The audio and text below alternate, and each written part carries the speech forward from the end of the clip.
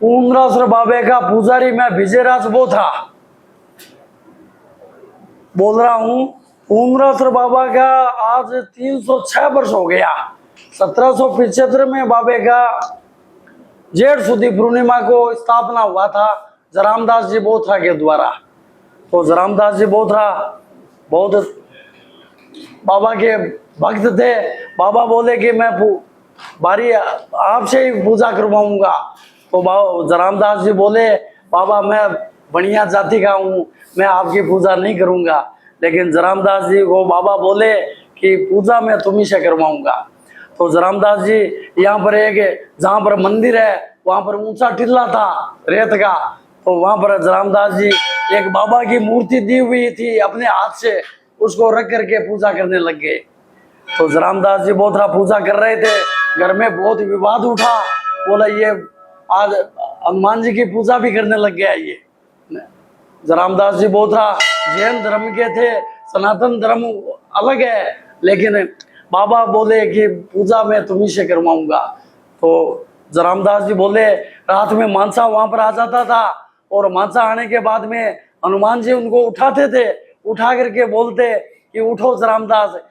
तो दोनों एक तरफ बाबा बैठते मानसा के ऊपर में, एक तरफ जरामदास जी बैठते और बात करते।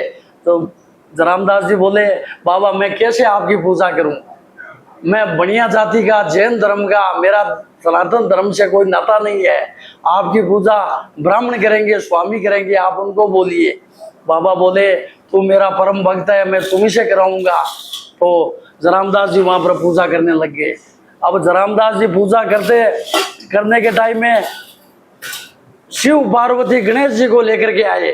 शिव पार्वती गणेश जी को लेकर आए और वो आदमी के रूप में आए थे। तो जरामदास जी ने गणेश जी का झूला उतार करके जरामदास जी बोले कि आप अपना शिव जी को बोले आप अपना रूप दिखाओ। तो जरामदास जी शिव जी बोले अरे पुजारी तू मेरा रूप नहीं देखने सकेगा। बोल नहीं आप दिखाओ मैं देखूंगा। उस टाइम में शिव और पार्वती और गणेश के रूप में वहां पर प्रकट हो गए और जरामदास जी की आंखें बंद हो गई। वापस आंख खोले तो वहां पर कुछ नहीं था। तो जरामदास जी उसके बाद में तेलीवाड़ा का भागड़ी थे, भागड़ी परिवार को उनको बच्चा दिए, उनके बच्चे नहीं थे तो उनको संतान दी। उनको बोले आप पूर्णरासर जा करके हनुमान जी का झूला उतराओ।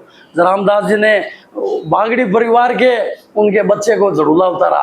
घर में बहुत विवाद हुआ। बोला तुम अब झूला भी उतारने लग गया, बाल भी काटने लग गया।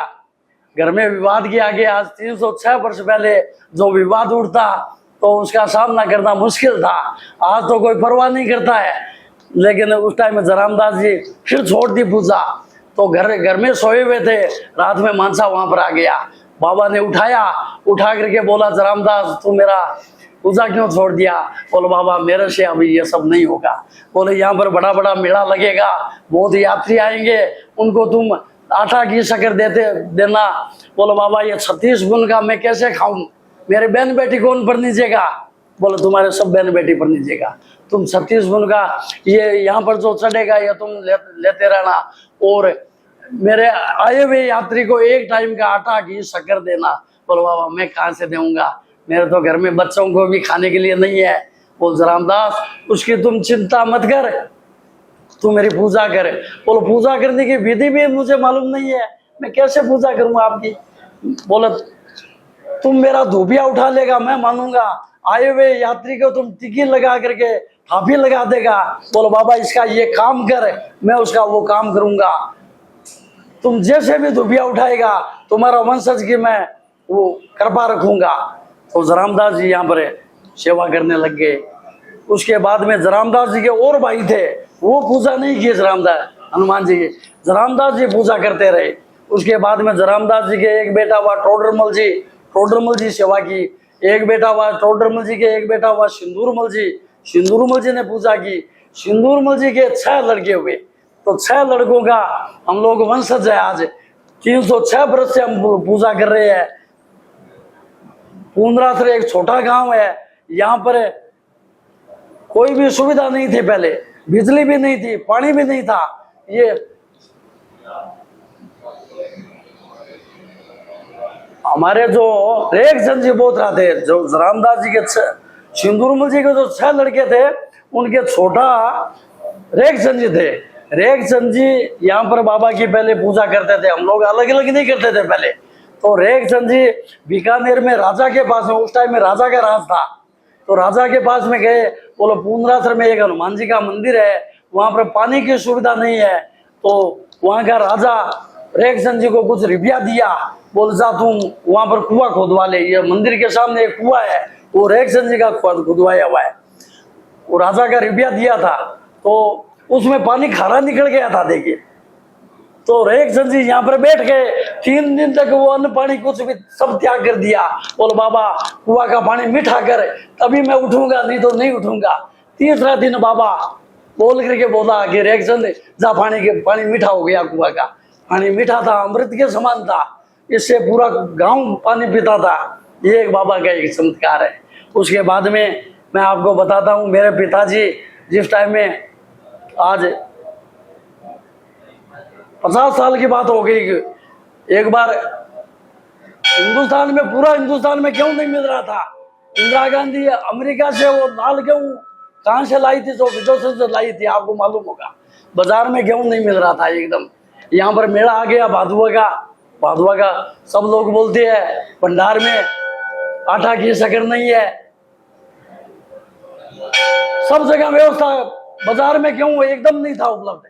तो मेरे पिताजी उस टाइम में ये चूरू जिला पड़ता था पहले, अब बीकानेर में आ गया, तो चूरू कलेक्टर के पास में गए, बोलो पूर्णासर मंदिर में मेला लगता है, वहां पर आए हुए यात्रियों को हम लोग आटा वितरित करते हैं, तो आप हमको, बाजार में गेहूं नहीं मिल रहा है, आप हमको गेहूं दीजिए। तो कलेक्टर बोला हमारे पास है ही नहीं, हम कहां से दे।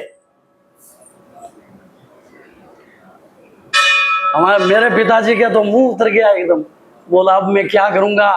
5 दिन के बाद में मेला है, मेला बहुत, बीकानेर पूरा उतर जाता है, आसपास के गांव वाले आ जाते हैं, लेकिन यहाँ पर नहीं है आटा। तो शुरू में मेरे बुआ जी थे, बुआ जी के पास में मेरे पिताजी चले गए। रात में वो कलेक्टर के ऊपर में बंदर आकर के बैठ गया, बोलो तुम्हारे पास में गेहूं है, तुम मेरे मंदिर में गेहूं नहीं दे रहा है, मेरे वहां पे आटा। तो कलेक्टर सुबह में वो ध्यान किया, बोले वो पुजारी जो आया था वो कहाँ पर है, उसको पता लगा वो अपनी बहन के घर है, वहां पर आया वो, बोलो पुजारी जी आपको कितना गेहूं लगेगा, बोले मेरे को 11 बोरी लगेगा। उस टाइम में वही बात थी, बोले 11 बोरी आटा लगेगा।